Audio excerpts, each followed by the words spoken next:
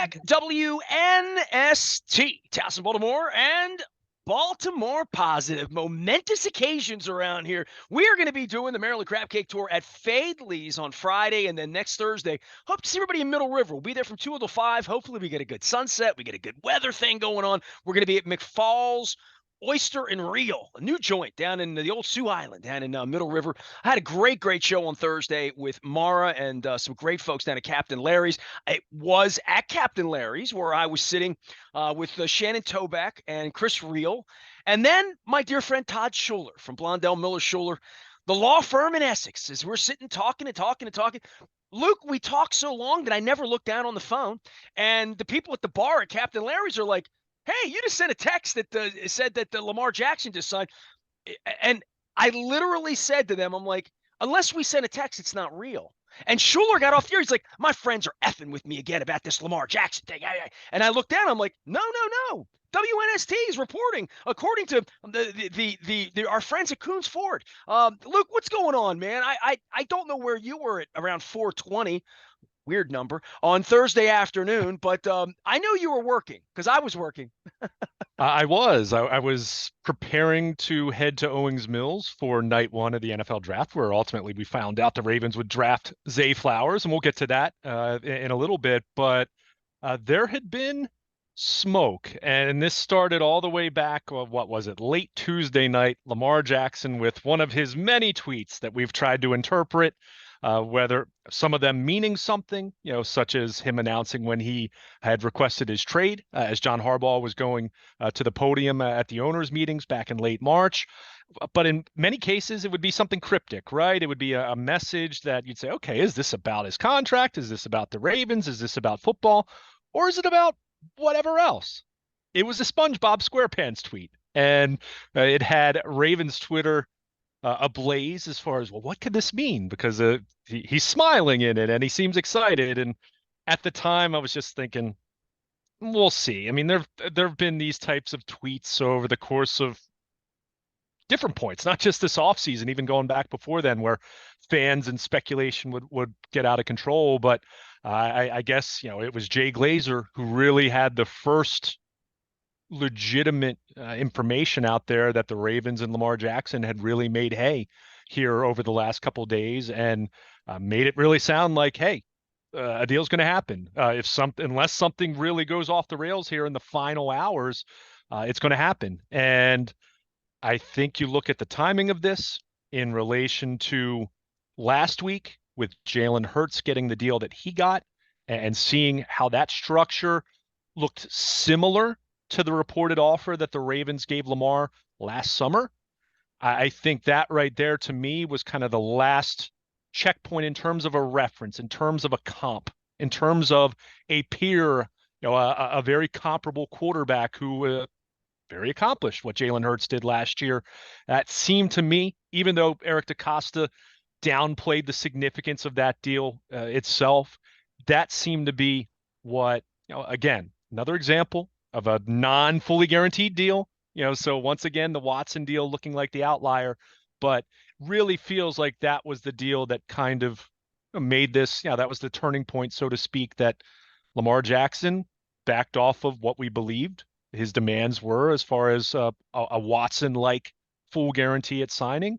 And even though we're still waiting for the specifics, the year-by-year breakdown, all of that, but you look at $260 million, $185 million total guaranteed. Now we'll see what the guarantee is at signing. Remember, that was a major sticking point, or was it what was believed to be? But this is a deal that, while it's a lot, $52 million per year, but it seems to have a much more, quote, traditional structure than what we had been talking about with the Watson thing. So, it's a 4-year deal, right? I mean, like, call it what it is. It's that $80 million on the back end. That's it. We're not paying you in year 5 if you get hurt in year 2 and we stink. Because there's big possibility for Chris Davis type of bust when you're talking about for any of these guys, for the kid out in Arizona that didn't play well last year, right? For any of these guys that you put this sort of money into, and you're saying, dude, we're in on you until, 2026, 27, that starts to sound like a long time from now. Not, it's 50 football games, like literally, and we're there, right? Like, no problem.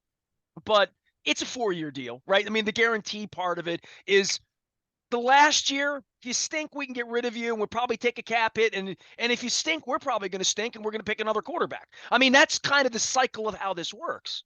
Or it's a 4-year deal, and if he's playing really well, then that last year, yeah, probably rolls into whatever your next contract is. I mean, we saw this with Joe Flacco when he signed in 2013. He was back at the table 3 years later because of the way that thing was structured. The Ravens kind of needed to, and that's why Joe Linta did such a good job with that deal, in terms of really kind of sticking it to the Ravens. Quite frankly, that's what happens when you win a Super Bowl and you have that kind of leverage. But yeah, Well, Lamar stuck it to the Ravens. I mean, just it is what it is. I mean, like Lamar got everything Lamar wanted, everything Lamar's agent wanted, everything Lamar's mama wanted. uh, Like in the end, he got did paid. he? Did Well, he? I mean, he I would hasn't played a football game after Thanksgiving the last 2 years, and he didn't even show up on the. I mean, I keep going back to all of the optics that you say, and you've been around the team because they threw me out. So I don't have people I can ask or be a reporter because I'm a pretty good reporter. I've been doing this a long time. I, he in the end, whatever the antics, whatever the tweets, whatever the not going to Cincinnati, whatever happened behind closed doors back in November, December, the Ravens paid him for that. They did, and he won. Lamar's the big winner here. Let's not. Lamar's the winner. He won the negotiation I from mean, my perspective. I completely disagree with you. Well, How he did he win? wasn't getting fully guaranteed money because he's not that cool. He's not the best quarterback. I mean, But no, it's because no one's getting that other than Deshaun Watson. well, let's I go mean, I see what don't. Joe Burrow gets. Let's go. Let's see. We'll see. I mean, I just I don't know how you could possibly say Lamar won the negotiation. He didn't get his fully guaranteed contract. I mean, this is the Ravens were always willing to give him this kind of a deal from a traditional structure standpoint. I mean, this is, he got a tick up from what Jalen Hurts just got. And whether it's Herbert or Joe Burrow next, probably get the next tick up. And then, because that's how this works. In the same way that Joe Flacco was the highest paid quarterback in the NFL for about 5 minutes. And then I think it was Aaron Rodgers or Matthew Stafford or whoever was next gets a little bit more. So I think the Ravens won this negotiation from the standpoint of, everything you mentioned, which, as I said all along, I wasn't nearly as convinced as you were that they were that this was not salvageable or that the Ravens no longer wanted Lamar Jackson. I think they wanted him, but I think they wanted him on the terms of a more traditional contract structure rather than saying, we're going to give you what the Cleveland Browns did with Deshaun Watson. So, and all signs point to it not being anything close to that. Now, again, once we see what the full guarantee at signing is, we can debate that. But the early indication is 185 million total guaranteed, which to me that probably means a year two injury guarantee that kicks in, which is essentially a full guarantee because you're not going to cut the guy after year one. I mean, that's just how this works. But, you know, I mean, and some of it is semantics. I mean, sure, Lamar Jackson won from the standpoint of he always deserved to get paid. He always deserved to get this level of a contract because he is that accomplished. Whether you think he's the best, whether you think he's the third best, or whether you think he's number 8, let's say, no pun intended with his jersey number, he's somewhere in that category. So when you're in that category, when you're in that top tier somewhere, and again, we talked about this with Joe Flacco a decade ago, if you find yourself in that bracket, then it's cyclical then, right? Whoever's up next is going to get a little bit more than the previous guy because that's how it works. That's how it works with the salary cap. And, from that standpoint, I think Lamar wins because he finally has gotten compensated to an appropriate level of where he's been as a quarterback in his 5 years and where the Ravens have been since he took over as their starting quarterback. But the Ravens are, to your point, it's not a fully guaranteed 5-year deal, no questions asked. It's more in the neighborhood of 4, and then you see where you are at that point, whether you want to extend or heaven forbid you are in a position where you want to make a change at that point. But from the negotiating standpoint, based on everything we understand in terms of what Lamar wanted, especially over the last year since the Watson deal, I think the Ravens absolutely were patient. They waited this out.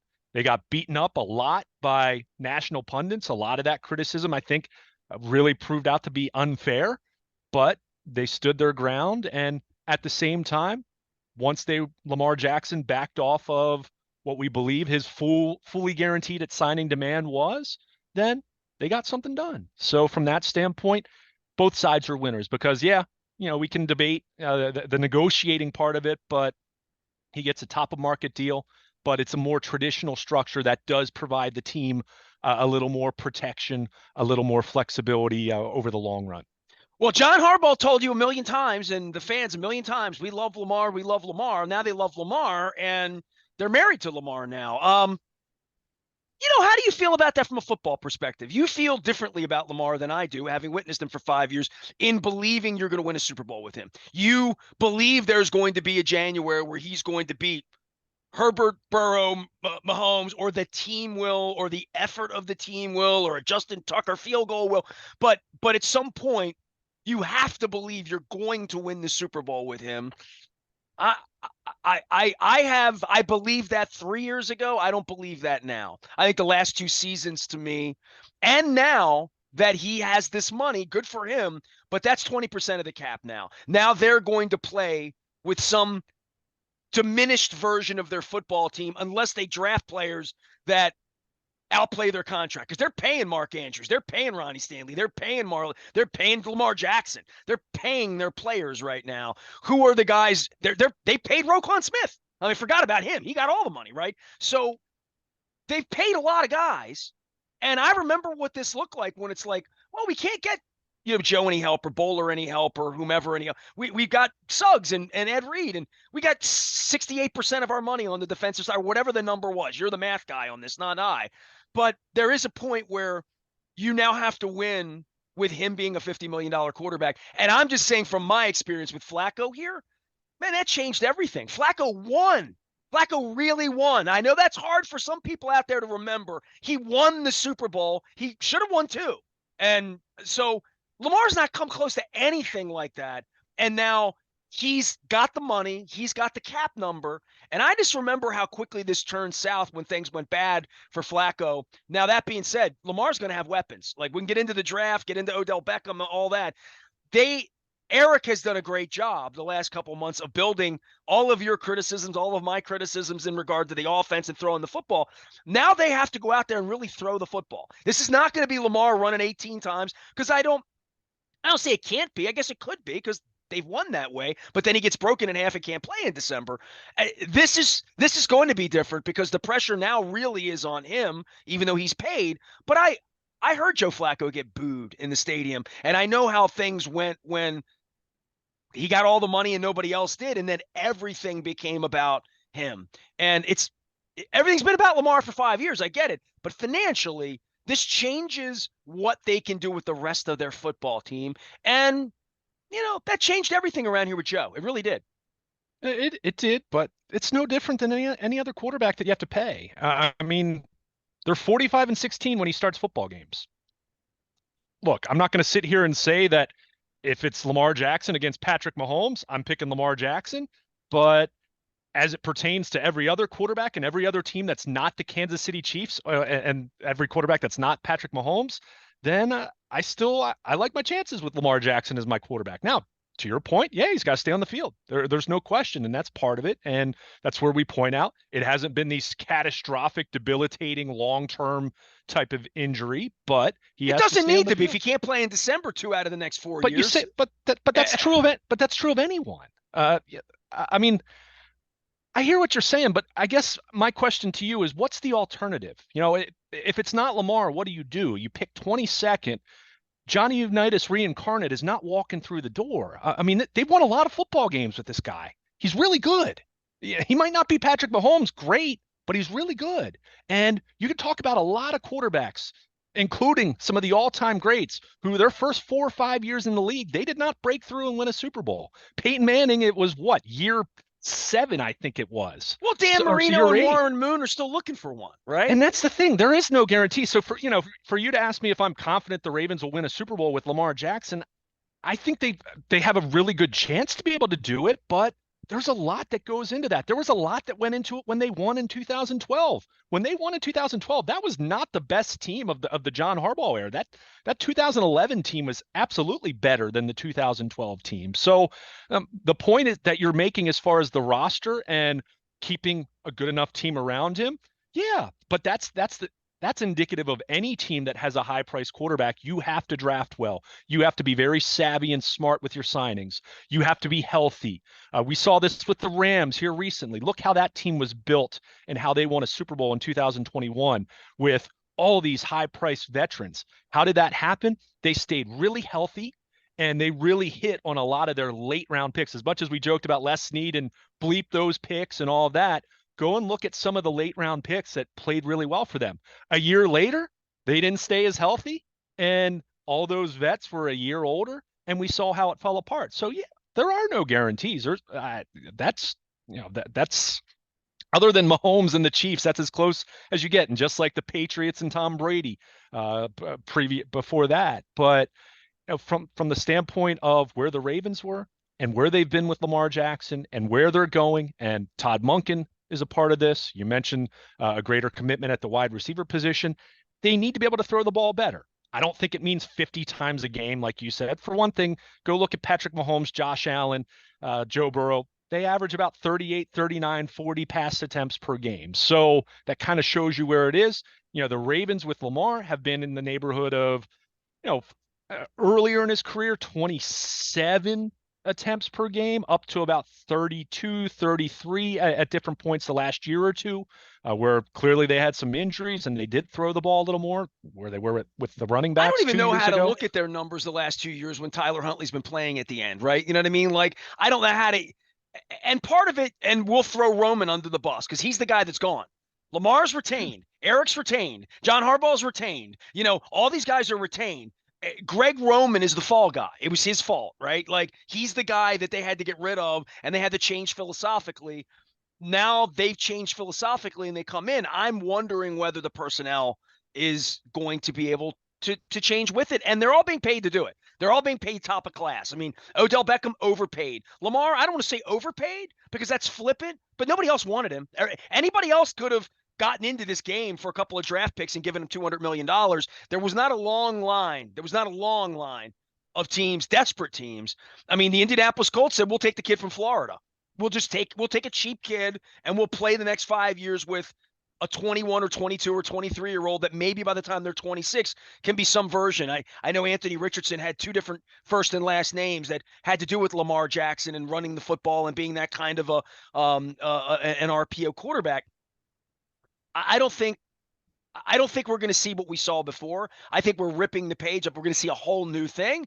That's exciting. It's exciting for them. It's exciting for the fans. Now it's got to go work. Now Lamar Jackson's going to stand back in the pocket and not run all over the place, I guess. I mean, he has to run, right? And there has to be a threat for him to run, but he can't run as much as he ran the first 5 years of his deal. We know that. So what happens in those other plays? Well, they have verticals now, right? They're going to attempt to throw the ball down the field a lot more than they have because they have a coordinator that wants to do that. They have personnel that they're built. They're not Willie Snead around here anymore. They're drafting guys to throw the ball. Now the accuracy has to be there. The touch has to be there. The reads all that has to be there more than it's been there before with potentially less personnel over the long haul. Not Odell Beckham this year, but we'll get to Zay Flowers and him blooming in a way that maybe Hollywood Brown didn't in year 2, year 3, where there will be. I'm looking at long-term progress. I don't think they're Sure. winning the Super Bowl this year. I don't know. But how can they build into that around Lamar? Because they don't have to win the first year, but he has to play football in January this year. You know what I mean? Like, the team has to play football in January, and he has to be standing up in January this year. And, they look on paper to be a better offense. Now they have to go out and execute that part of it in a completely different way that we haven't seen before. So I think it's harder to be predictive of that because I do think had we seen Lamar throw, and this is unfair to him because 2018, 19, 20, 3 years ago, had we seen him try to do it this way, this is why nobody drafted him because nobody thought he was going to be a guy that was going to throw the ball 40 or 50 times in a traditional kind of offense. That's why he wasn't a first-round draft pick. And the Ravens still haven't really – and there were some games in 19 where they embarrassed teams and stuff like that. But part of that was really about the way they ran the football and other teams not being prepared for it in a different way. I think 5 years later, everybody's seen it. Every defensive coordinator has been up at night trying to figure out what the Chargers did in January 5 years ago to play it better. But this is a step up. He has to be a better quarterback than the quarterback we've seen. And we've seen a really good quarterback. Fine. He has to be better now, or they're going to boo him. They're going to that this is going to be a rough ride for him, because I think all of us were cheering for him to get paid this time last year before that. I think the antics the last year have changed the fans a little bit about the expectation level for him. And I do think he won the negotiation. I'm not going to back off of that, because there was no other team they negotiated with themselves. So at the end, and they couldn't let him play for $32 million because he wouldn't have shown up. We know that. They were sort of forced, as the draft came up, to give him more than they wanted to give him. And I believe they gave him more than they wanted to give him. I guess. I mean, I don't know where your justification is to say that he doesn't get market like the other top quarterbacks. I mean, he hasn't played in 2 years in the playoffs. I thought and I'll go back to this. Guy doesn't show up with his teammates in a playoff game, and then you go give him $200 million. He won the negotiation. You know what I mean? Like he was a bad boy more here wrong, at the but end. okay. I mean, I think you're saying that because you didn't think he was going to be back. I mean, I don't know how you can say he won the negotiation. He didn't get what he wanted. He wanted 230+ million fully guaranteed at signing. He didn't get anything close to that. He didn't deserve that. You know what I mean? Maybe Patrick Mahomes would deserve that because he just went and won the Super Bowl. You know what I mean? Like Jalen Hurts last week. It's a negotiation. He played playoff games and won playoff games. Lamar hasn't done that yet. Would you have given Lamar any contract, or did you just want him gone? Serious question. Serious question is, do I want him to be my quarterback for $55-60 million a year, 3 years from now? Okay. 3 years from, like, where that is, I think this is boom or bust to me. They're either going to win the Super Bowl or they're not. And if they're not, then what are they doing? But couldn't you say that about every single quarterback that's not Patrick Mahomes? I mean, I just keep coming back to, if the standard is I'm just not as big a believer in him as you are. And that's okay. I mean, you and I could. And the Ravens are, by the way, too. Well, clearly the Ravens are now. I mean, but I'm just, I was a little shocked. I mean, I thought that the Ravens beat him up enough and beat his agent up enough, over the course of time, that it felt like they didn't want him. It really did. And it felt that way, not just to me, but to a lot of people. And so the fact that this happened, I think they would have been very fine dealing him to the Colts 4 weeks ago had they gotten what they wanted and he got what he wanted. And I think that would have been an okay outcome for them. And they could stand up and say, we drafted Anthony Richardson. Or, you know what I mean? Like, they would have been okay with that narrative, that Kevin Byrne, we're going to play it out 3 different ways. We're going to shine it up for Luke and Trebeck and Jameson, however they needed to pitch it. This was not desperation on the part of the Ravens. I never believed they were desperate because, I mean, John makes $12 million a year and Eric's got a job, and they're not desperate. They could have survived this and rebuilt and retooled. Clearly, Steve didn't want to do that. Right. Eric and John didn't want to do that. And they decided that this really is, and I'm not disagreeing with you, this really is their best option to win here right now. When they've given Roquan Smith money, they've done all this stuff. This is their best chance to win right now, is to overpay him, overpay Odell, roll the dice, keep the fans kind of sort of happy, not be in last place. They won't be picking a lottery pick next year, right? I mean, they shouldn't be.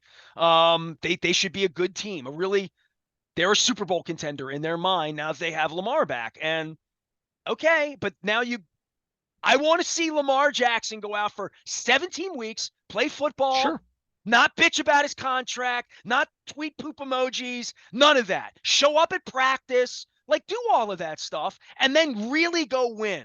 And really, we're 6 years into this. Win, not win in September. Win and show up in December and January and show me that you're going to beat Burrow, Mahomes, Herbert, name any of the rest of the guys, right? They got Aaron Rodgers in the division at least for 5 minutes, right? And Dennis and I got together and he's warm and wet about the Jets because there are lots of people that just believe Aaron Rodgers is going to be plug and play and they're good for 10, 11, 12 wins now. And so now they're a problem. All of these guys are better than Lamar. Now, I mean, no offense, dude. That's not Nestor or being a dick. That's 31 teams passing on him 5 years ago, and him being floating out. Anybody can have him. Anybody can have him if they With a were willing bunch to of other pay him. circumstances at play, though. Let's not If act like they're he was willing to pay him, he wasn't a pure free agent, though. but Let's not nobody act like loved. that.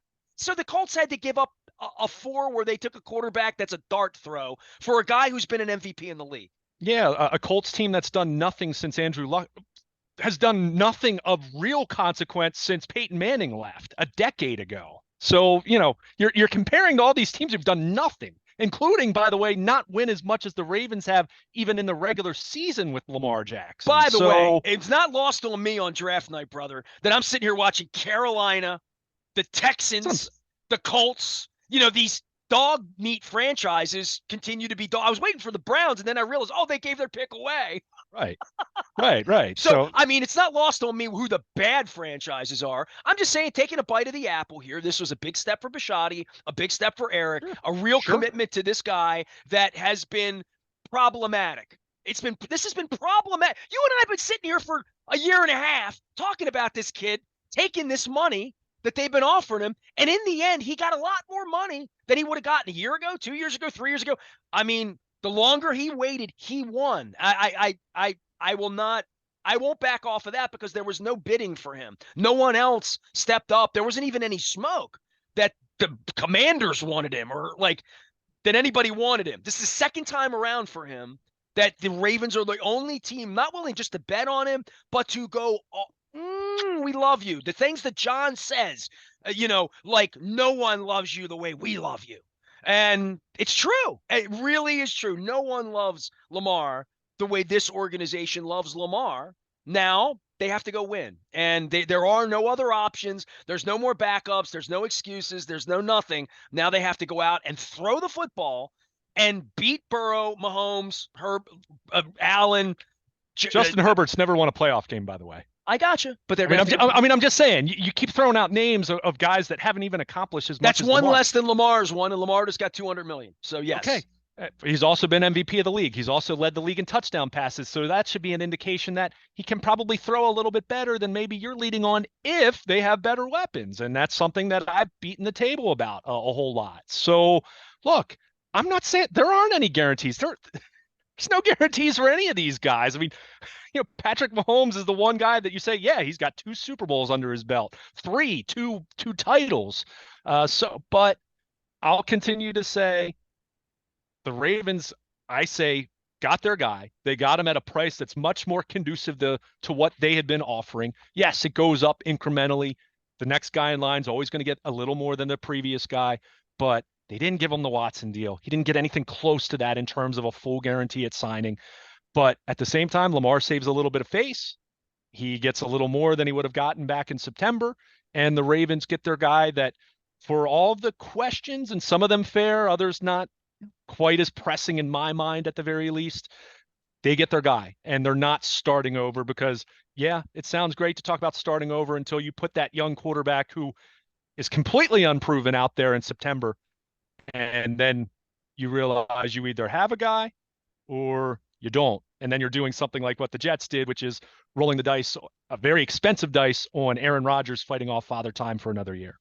Well, and them keeping their jobs as well. Joe Douglas, right? So Sure. There's a little bit of that. That doesn't exist here, which is why I felt like this whole thing was a little different. And I said that for months. In the end, it all worked out the way it peacefully could have worked out.